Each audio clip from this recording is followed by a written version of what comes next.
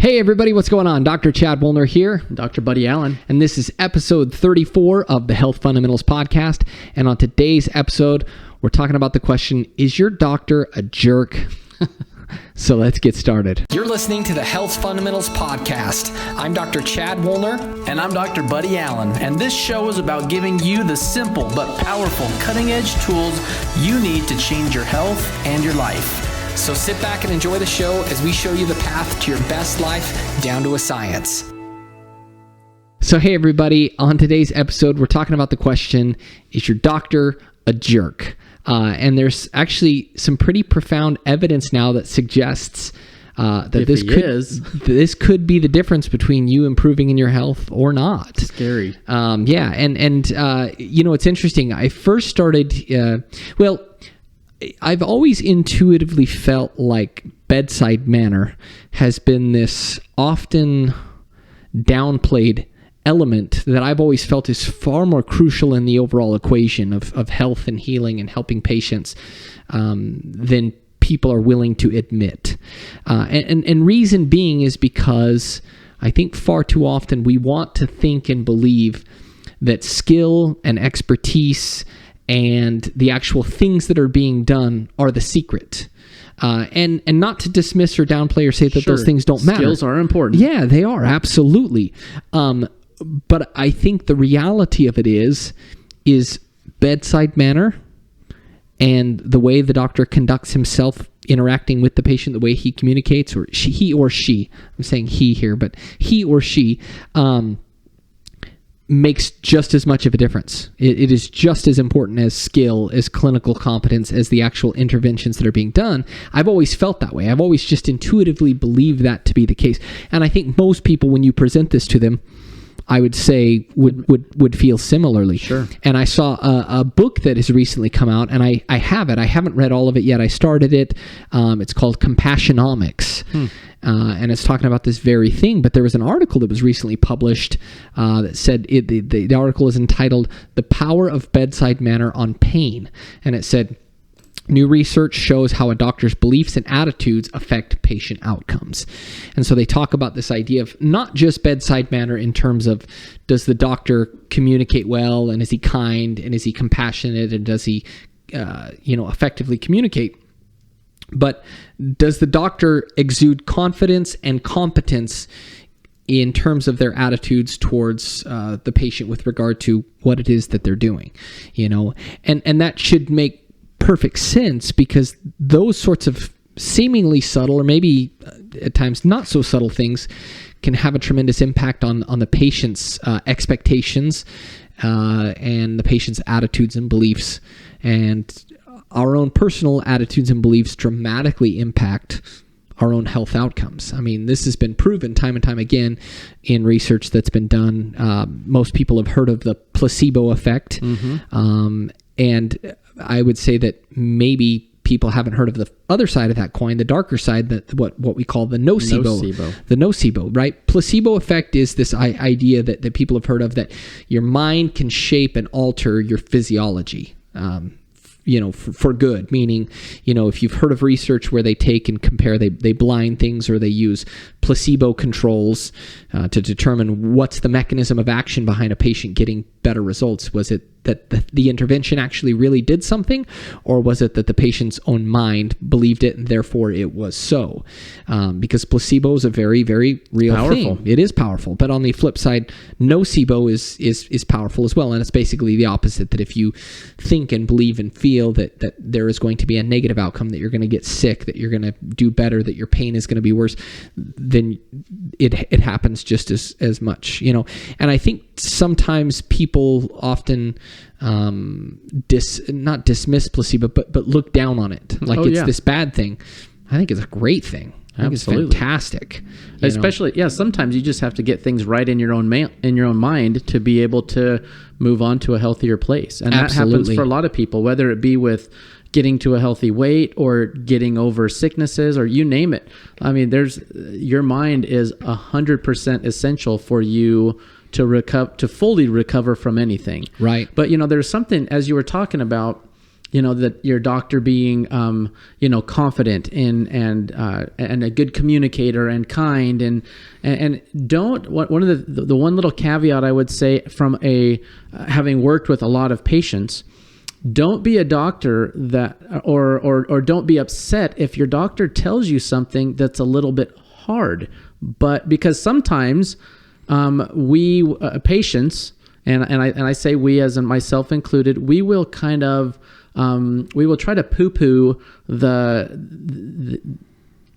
maybe the severity of certain things that we are or are not doing, whether we take care of something that's really important or not.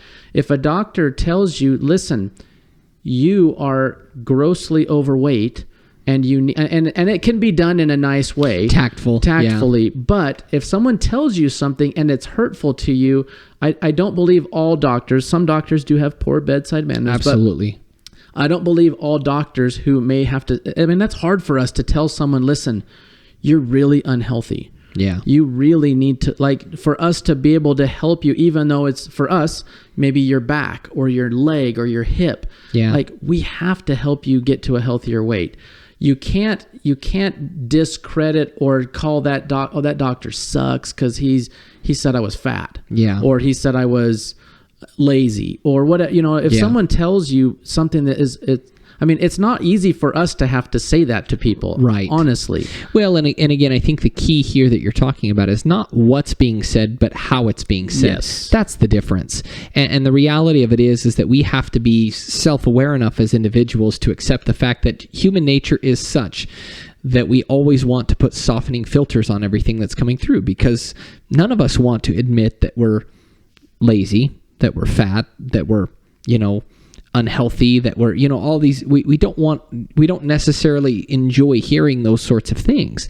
And so sometimes removing those filters can be a little bit of a painful process. But again, what that does is that reiterates and reinforces, I think, even further this whole power of how the doctor interacts with the patient. Yes. That can make all the difference in the world. Because I think there is a way that you can kind of tread that line very, very carefully and delicately, but yet very effectively by delivering that kind of information in a very honest, transparent, competent, but caring way to the patient, to the degree that they know that it's not coming from a place of judgment per se. Yeah. And I think that, to be perfectly honest, our experience in this, that is established at the beginning of the relationship, that before you even entertain or start getting those questions. And I think that's the key. It's really interesting. They've done studies. I remember an article about this, and I can't remember off the top of my head. I know it came from one of our malpractice insurance carriers, where they write monthly articles about various scenarios and stuff of, take home lessons on how to obviously mitigate risk in terms of your patient encounters. But one of the things that they talked about was a factor that dramatically increased the likelihood of whether or not a doctor was going to get sued or not. And it was something as fundamental and simple as, did the patient feel like the doctor was listening to them? Mm-hmm. If they felt like the doctor wasn't listening to them, that they weren't being heard, the likelihood of a doctor's malpractice suits went up dramatically. Wow. Dramatically. And it's something as simple as, does the patient feel like they're being heard, that they're being validated in the things that they're dealing with? And that happens at the beginning of that relationship. That's something that starts from the get-go.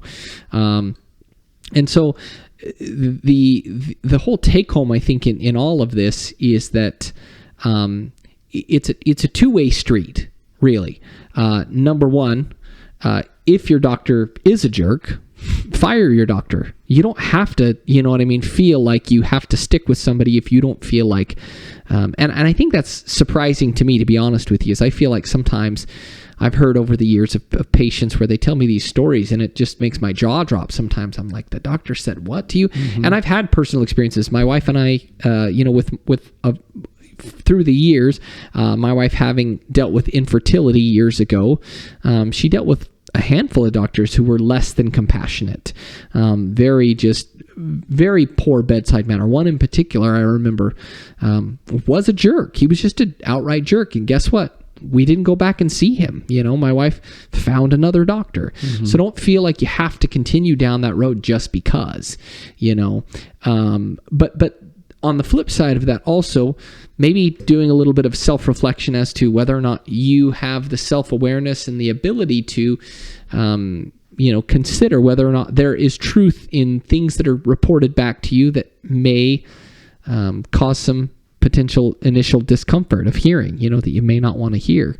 If the doctor tells you more or less, in hopefully a better filtered way, but that you're fat, if he says you're fat, are you going to listen to that? Or is there truth to that? And what are you going to do about it? Or other various things. And so I guess that's that whole point, but just understand, the punchline in all of this is the research is supporting something I think that we intuitively should feel is right. That the way that the doctor or healthcare professional in general communicates with the patients is going to make all the difference in the world in terms of their outcomes. And this is especially true when it comes to pain. Pain is such an interesting, very fascinating aspect of health, and so much of that realm of pain, because so much of it is so subjective and so unique to each individual. This whole idea of the doctor's bedside manner, we'll just say in general, can have such a profound impact for good or for bad, So anyways, any other thoughts you have about it?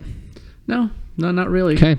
All right. Be a cool doctor, be a cool patient. Yeah. And get better. Yeah. Be good to each other. We'll end this with Bill and Ted's Excellent Adventure. Be excellent to each other. Right. So anyways, hope this has been interesting for you, and hopefully this has been helpful. And if you know others that could benefit, subscribe to the podcast. Let us know, comment, ask questions. Let us know if you'd like to hear anything specific that you'd like us to tackle in terms of a topic, and then share this with others that you think could benefit from it. And we're excited to share more with you on the next episode. Have a good one, guys. Thanks for listening to the Health Fundamentals Podcast. Be sure to subscribe so that you stay in the loop and in the know with all of the cutting-edge health information that we share.